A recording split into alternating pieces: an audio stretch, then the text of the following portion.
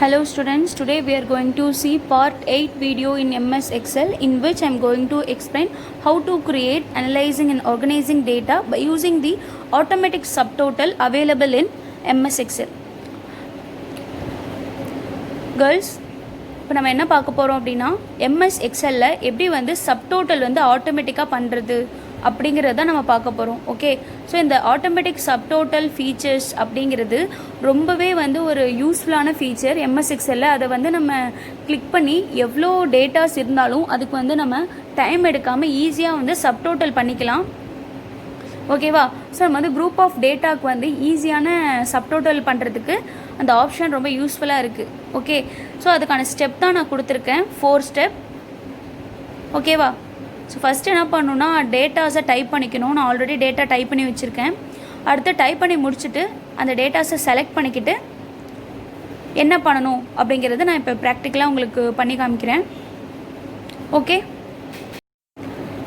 First என்ன பண்ணுறீங்க அப்படின்னா டேட்டாஸ் எல்லாத்தையும் டைப் பண்ணிக்கோங்க. நான் என்ன பண்ணியிருக்கேன்னா இப்போ வந்து நிறையா ஒரு பிஸ்னஸ் இருக்குது அப்படின்னா அதில் நிறைய பிரான்ச் இருக்கும். ஓகேவா? நிறைய பிரான்ச்சில் வந்து சேல் பண்ணியிருப்பாங்க. ஓகே, அவங்களோட குட்ஸை வந்து சேல் பண்ணியிருப்பாங்க. அந்த மாதிரி பார்க்கும்போது சென்னையில் வந்து 3 டிரான்சாக்ஷன் நடந்திருக்கு, தஞ்சாவூரில் 4 டிரான்சாக்ஷன், திருச்சியில் 3 டிரான்சாக்ஷன் நடந்திருக்கு, சேல் பண்ணியிருக்கோம். என்ன டேட்டில் சேல் பண்ணியிருக்கோம், எவ்வளோ அமௌண்ட் சேல் பண்ணியிருக்கோம் அப்படிங்கிற டீட்டெயில்ஸ் எல்லாமே நம்ம வந்து ரெக்கார்ட் பண்ணி வச்சுருக்கோம். டேட்டாஸ் எல்லாத்தையும் இன்புட் பண்ணியாச்சு. ஓகேவா? ஸோ க்ரியேட் பண்ணியாச்சு, டேட்டாஸை க்ரியேட் பண்ணியாச்சு. இப்போ வந்து நம்ம இதை என்ன பண்ணுறோம் அப்படின்னா சப்டோட்டல் பண்ணணும்னு நினைக்கிறோம். சென்னையில் மொத்தமாக எவ்வளோ சேல் பண்ணியிருக்கோம், தஞ்சாவூரில் மொத்தமாக எவ்வளோ சேல் பண்ணியிருக்கோம் அப்படின்னு தெரிஞ்சுக்கணும்னு நினைக்கிறோம். ஸோ அதுக்கு என்ன பண்ணணும், ஃபஸ்ட்டு செலக்ட் பண்ணிக்கோங்க. இது மாதிரி டேட்டாஸை செலக்ட் பண்ணிட்டு டேட்டா அப்படிங்கிற காலம் இருக்குது பாருங்கள், அந்த டேட்டா காலம் போய்ட்டு சப்டோட்டலை கிளிக் பண்ணுங்கள். சப்டோட்டல் ஆப்ஷனை கிளிக் பண்ண உடனே இந்த மாதிரி சப்டோட்டல் டயலாக் பாக்ஸ் வரும். ஓகேவா? மேலே பார்த்தீங்கன்னா தெரியும் டேட்டா டேபு, அதை கிளிக் பண்ணி சப்டோட்டல் கிளிக் பண்ணால் இந்த மாதிரி சப்டோட்டலோட டயலாக் பாக்ஸ் வரும். இதில் நீங்கள் எந்த சேஞ்சுமே பண்ண வேண்டாம். ஓகே கிளிக் பண்ணிங்கன்னா ஆட்டோமேட்டிக்காக டோட்டல் வந்துடும். ஏதோ சேஞ்ச் வேணும், எனக்கு சில செட்டிங்ஸ் மாற்றணும் அப்படின்னா அதில் போய்ட்டு யூஸ் ஃபங்க்ஷன் இருக்குது பார்த்தீங்களா, அதை கிளிக் பண்ணிட்டு என்ன மாதிரி வேணுமோ, ஆவரேஜ் வேணுமா, கவுண்ட் வேணுமா, என்ன மாதிரி வேணுமோ அதை சேஞ்ச் பண்ணிக்கலாம். அப்படி இல்லைன்னா இதே மாதிரி ஜஸ்ட்டு டேட்டா டேபுக்கு போயிட்டு சப்டோட்டலை கிளிக் பண்ணி இந்த ஒரு டயலாக் பாக்ஸ் வந்துச்சு பார்த்தீங்களா, அந்த டயலாக் பாக்ஸை ஜஸ்ட்டு ஓகே பண்ணிங்கன்னா இந்த மாதிரி டோட்டல் நமக்கு காமிக்கும்.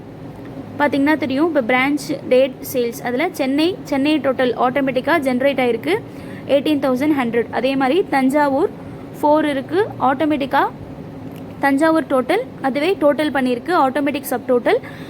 அதே மாதிரி திருச்சிக்கும் ஆட்டோமேட்டிக் சப் டோட்டல் ஆட்டோமேட்டிக்காக பண்ணியிருக்கு. அது மட்டும் இல்லாமல் டோட்டல் கிராண்ட் டோட்டலும் வந்து அதுவே வந்து சப்டோட்டல் ஆட்டோமேட்டிக்காக வந்து பண்ணியிருக்கு. மொத்தமாக சென்னை, தஞ்சாவூர், திருச்சி 3க்கும் வந்து டோட்டல் பண்ணி காமிச்சிருக்கு. ஸோ இது ரொம்பவே யூஸ்ஃபுல்லான ஒரு டூல் MS Excel இருக்குது. ஸோ அதுக்கான ஸ்டெப் தான் நான் மேலே கொடுத்துருக்கேன். ஃபஸ்ட்டு டேட்டாஸை டைப் பண்ணிக்கோங்க, நெக்ஸ்ட்டு அதை செலக்ட் பண்ணிக்கோங்க. அதுக்கப்புறம் என்ன பண்ணுறீங்க, மேலே டேப் போயிட்டு அதில் டேட்டா மெனுவுக்கு போயிட்டு டேட்டா மெனுவிலேருந்து சப்டோட்டலை கிளிக் பண்ணுங்கள்.